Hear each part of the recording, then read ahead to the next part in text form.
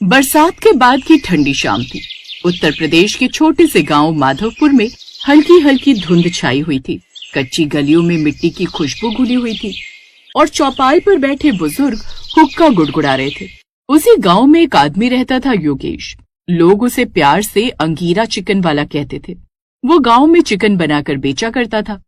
कहते हैं उसका चिकन ऐसा होता था कि जो एक बार खा ले वो जिंदगी भर उसका स्वाद नहीं भूलता था। उत्तर प्रदेश के उस मिर्जापुर गांव में उसका एक ढाबा था जिसमें वो अंगीरा चिकन बनाकर बेचा करता था। एक रोज गांव की औरतें कुएं पर पानी भर रही थीं। अरे सुना तुमने, आज फिर अंगीरा ने आधी रात को अपने ढाबे पर चूल्हा जलाया था। हाँ रे, और ऐसी खुशबू आ रही थी कि मेरे घर के बच्चे नींद में चिकन चिकन बड़बड़ाने लगे। पता नहीं ऐसा क्या ही मसाला डालते वो उस चिकन में। योगेश 40 साल का था, लेकिन जब वो चूल्हे के आगे चिकन बनाने की तैयारी में लगता तो 20 साल के लड़के को भी फेल कर देता और जल्दी जल्दी सब कुछ बनाता। वो मिट्टी की हांडी में चिकन बनाकर उसे दम देता। उसकी खासियत ही यही थी, वो गैस का इस्तेमाल कभी नहीं करता था। वो चूल्हे पर ही अंगीरा चिकन बनाता था। उसके अंगीरा चिकन के गांव में सभी दीवाने थे। एक रोज उस गांव में मुखिया का बेटा शहर से आया। शहर से आने के बाद वो अपने गांव में घूमने निकला। जहां योगेश के ढाबे से जैसे ही वो निकला तो उसकी खुशबू से वो खुद को रोक नहीं पाया। वाह भाई, क्या खुशबू आ रही है। अरे योगेश भाई, कैसे हो? मैं बिल्कुल ठीक हूँ, तुम बताओ कब आए शहर से? बस आज सुबह ही आया हूँ। बड़ी लाजवाब खुशबू आ रही है। आज भी आपके ढाबे से वही खुशबू आ रही है। हुनर तो हमेशा एक सा ही रहता है। खैर ये बताओ, तुम अंगीरा चिकन खाओगे? ये भी कोई बात है, आपके यहाँ आया हूँ और ना खाकर जाऊं, ऐसा तो हो ही नहीं सकता। अब तो जल्दी से बना दो।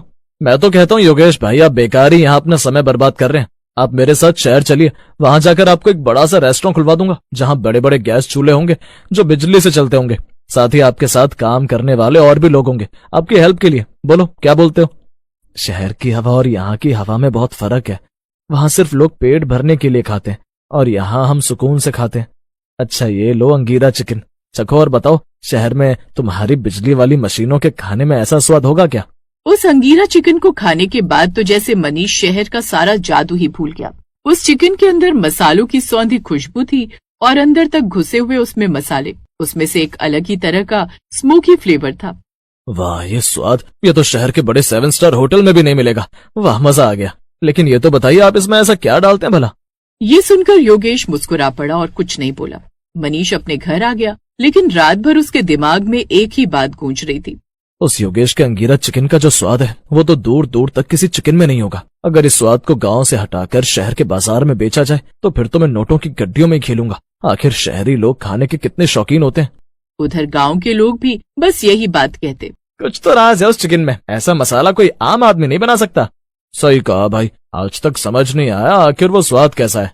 गांव में पीपल के पेड़ के नीचे योगेश का एक छोटा सा ढाबा था, अंगीरा स्पेशल चिकन पॉइंट। भैया आधा किलो अंगीरा स्पेशल लगा दो।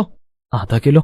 अरे भैया आज तो मसाला कुछ खास है, अब पूरा किलो ले जाओ, सारा परिवार मिलकर खाना सुकून से भाई। हैं? हाँ लेकिन अभी इतने पैसे नहीं है। अरे तो कोई बात नहीं, पैसे बाद में दे देना। अच्छा ठीक है, कर दो भाई। अब एक रोज उस गांव के स्कूल मास्टर मिश्रा जी उसके ढाबे पर आ पहुंचे। अरे योगेश, सुना है तू पहले शहर में था? ये बात सुनकर उसकी आंखें अचानक गंभीर हो गई। बिल्कुल सही कहा मास्टर जी, मैं पहले लखनऊ में एक बड़े होटल में काम करता था, लेकिन एक दिन होटल में आग लग गई, सब कुछ जलकर राख हो गया। जिसके बाद वो होटल बंद हो गया और फिर मैं अपनी माँ को लेकर गांव लौट आया। लेकिन उस दिन से मैंने कसम खाई थी कि मास्टर जी अब खाना बनाऊंगा तो सिर्फ अपने गांव में, अब यहीं के लोगों को अपने हाथ का स्वाद बनाकर चखाऊंगा।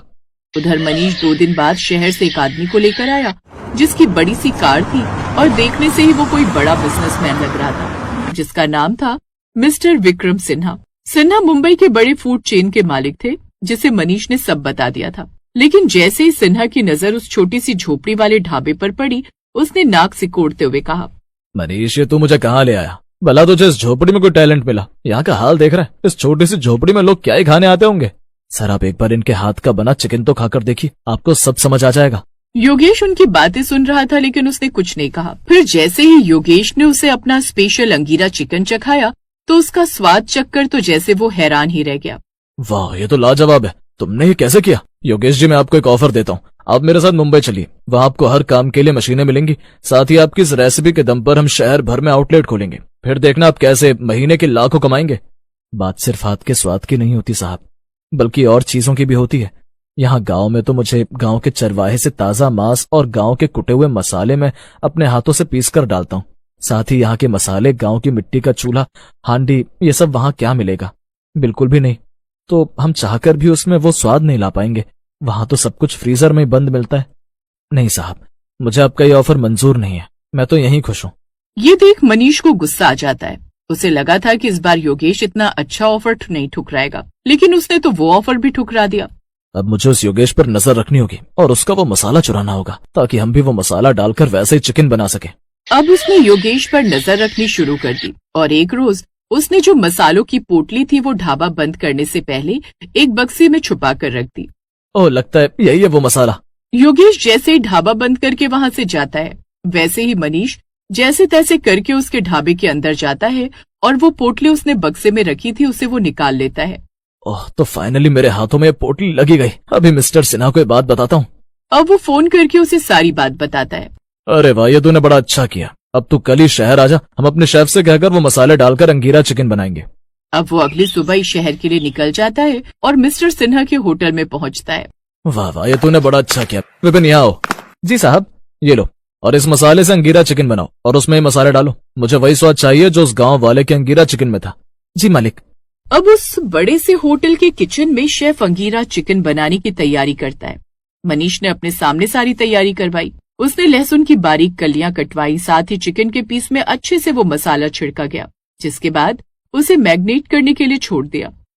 उस किचन में चूल्हे की जगह महंगे गैस बर्नर थे और साथ में महंगे महंगे बड़े बड़े बर्तन। अब बाहर बैठकर सिन्हा और मनीष उस स्वाद का इंतजार करने लगे, लेकिन फिर जल्दी से वो अंगीरा चिकन बनाकर ले आता है। ला भाई ला, जल्दी ला, अब मैं भी जल्द से जल्द अमीर बन जाऊंगा। लेकिन जैसे ही वो उसे मुंह में डालते हैं तो उन्हें वो स्वाद उस अंगीरा चिकन में नहीं मिलता। उन्होंने पहला निवाला खाते वो थाली वहां से खिसका दी। इसमें तो वो स्वाद ही नहीं है। मनीष, ये सब क्या है? याद आया, वो मिट्टी की हांडी में ही अंगीरा चिकन बनाते हैं। अब बड़ी बड़ी मिट्टी की हांडियां मंगवाई गईं और उसमें वो बनवाया गया, लेकिन उसमें भी वो स्वाद नहीं आया। ये सब क्या बकवास है मनीष? इसमें तो वो स्वाद ही नहीं है। मुझे लगता है तुम्हें ठीक से उसकी रेसिपी नहीं पता। तुमने तो मेरा वक्त खराब किया। चलो अब निकलो यहाँ से। मनीष अब उदास मन से गांव लौट आता है। उसका सपना चूर चूर हो गया था। फिर वो योगेश के पास आया और उससे माफी मांगी। योगेश भाई, मैं तुम्हारा मसाला चुराकर शहर ले गया। तुम्हारी तरह उसमें मैंने कई तरह के मसाले भी मिलाए, यहाँ तक कि हांडी भी मंगाई मिट्टी की, लेकिन फिर भी बड़े से बड़े शेफ के हाथों में वो स्वाद नहीं आ पाया। ये बात सुनकर वो मुस्कुरा पड़ा। फिर उसने वो राज खोला। मनीष भाई, अंगीरा चिकन में मसालों का ही स्वाद ही नहीं होता। अच्छा, मैं तुम्हें एक बात बताता हूँ। अंगीरा का मतलब क्या होता है? आग। और इसी के नाम पर इसका ये नाम पड़ा। एक चीज है जो शायद तुम्हें तो क्या किसी को नहीं पता। वो क्या योगेश भाई? अभी बताता हूँ। फिर योगेश ने उसके सामने पहले हांडी में अंगीरा चिकन चूल्हे की आंच में बड़े प्यार से बनाया और उसमें अपने हाथ के कुटे हुए मसाले भी डाले और आखिर में डाला उसने चूल्हे से निकाला हुआ आग का अंगीरा और उसे उस चिकन में डाल दिया, जिससे उसमें अलग ही तरह का स्मोकी फ्लेवर निकला। ये आपने क्या किया? मनीष भाई, यही तो असली अंगीरा चिकन का राज है। जो इसमें डलता है तभी तो इसका स्मोकी फ्लेवर आता है। इसी से इसका नाम अंगीरा चिकन पड़ा। ये सुनकर मनीष भी मुस्कुरा पड़ा और दोनों मिलकर खूब देर तक